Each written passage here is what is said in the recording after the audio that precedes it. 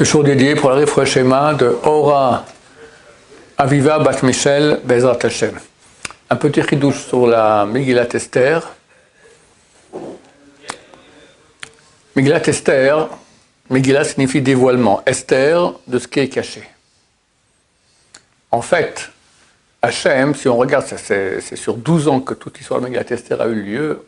Il n'y a pas de miracle, tout quoi, comme la sortie d'Égypte, d'accord, la mer qui s'ouvre, des choses comme ça. Il y a eu des événements, l'un après l'autre comme ça. Puis à la fin, on a compris la grandeur d'Hachem.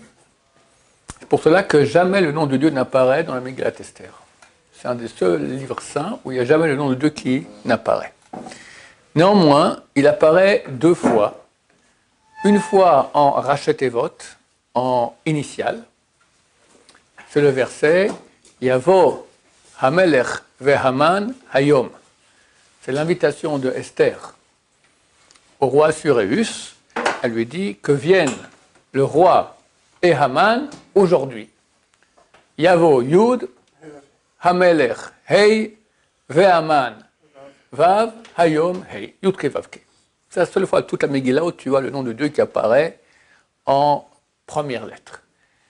Et entre nous, on se pose la question, où est le rapport avec la choucroute? Qu'est-ce que vient faire le nom de Dieu ici, dans cette phrase-là? C'est tout à fait anormal.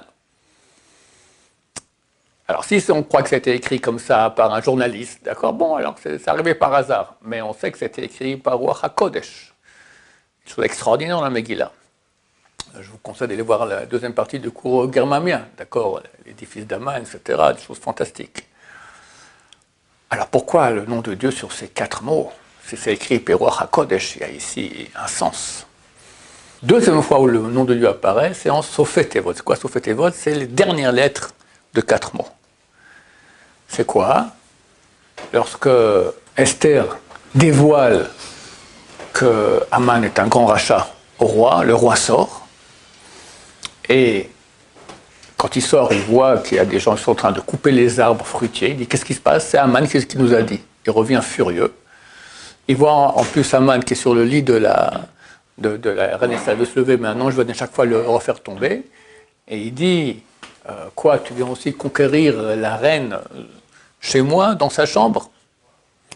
Alors Haman, à ce moment c'est écrit, Ki kalta, il a su, Ki kalta elav hara'a, que le mal l'a touché en fin de compte. En fin de compte, kalta, c'est enfin. Qu'en fin de compte, hein? Qui a compris? Comment ça, Haman, il a compris que le mal l'a touché, enfin. Il sait, voilà, le mal a fini par l'avoir. D'accord? Et là, on voit le nom de Dieu à la fin des mots. Et de nouveau, où est le rapport? Que vient faire le nom de Dieu là-dedans? Alors, à mon avis, c'est la chose suivante. Haman, c'est descendant du roi de Amalek, Agag. Comment on l'appelle? Haman, Ha'agagi. Qu'est-ce qu'il dit à propos d'Amalek? On a un verset du plus grand prophète Goy de tous les temps, Bilam, à propos de Amalek. C'est écrit Reshit Goïm Amalek. Au début, le début des peuples, c'est Amalek. En fait, pas c'est dit aussi sur le peuple d'Israël. Reshit, que le peuple d'Israël t'appelait Reshit. Reshit Tvuato. Mais c'est marqué aussi sur Amalek.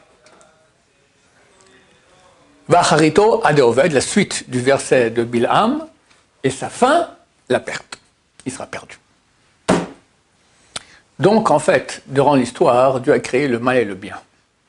Il a vu que sur terre, il y a le peuple de la Kedusha, Am Israël, et le peuple de la Toum'a, le peuple de l'impureté, Amalek. Donc, on a le mitzvah de faire disparaître le peuple d'Amalek. C'est très actuel parce que les grands kabbalistes ont dit Amalek, c'est l'Iran. Pas tous, on parle de la tête de l'État et Hamas, aussi Hezbollah. On est en train maintenant, c'est la fin de l'histoire, va se réaliser dans les jours prochains, Vacheto Adeoved. Sa fin, c'est la perte. Be'ezrat Hashem. Et moi, je pense que vu que toute la Megillat Esther, c'est la bagarre, la guerre contre Amalek.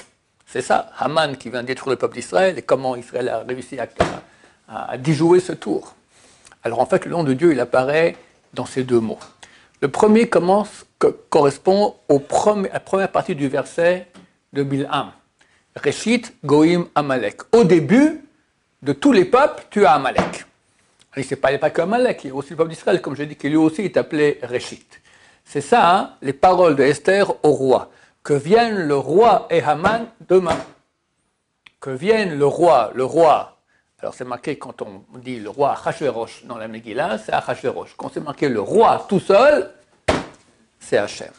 Que vienne Hachem, la Kedusha, et Haman, la Touma, Machar, demain, ou Ayom, c'est marqué Ayom, excusez-moi, Ayom, aujourd'hui. Aujourd'hui, c'est donc durant toute l'histoire, il y a les deux. La Kedusha, Dieu, et la Touma, Amalek. Yud Ke Vav Ke, en début du mot. Pourquoi? Parce qu'on parle de la situation début de Réchit, au début, qui continue toute l'histoire. La fin, Yud Ke Vav Ke, qui Kalta et Lavara, parce que le mal l'a touché, c'est la fin que nous allons vivre très bientôt. Qu'à la fin, Haman va disparaître, c'est la fin du verset de Bilham, Bacharito Ade Oved. Sa fin, c'est sa perte. Donc ça paraît le nom de Dieu qui là où il va rester tout seul, le nom de c'est Dieu qui va gérer tout cela, à la fin, quand Amalek va disparaître, nous sommes en train de vivre Bezat Hashem, ces événements. Baruch Adonai, l'Olam, Amen va Amen.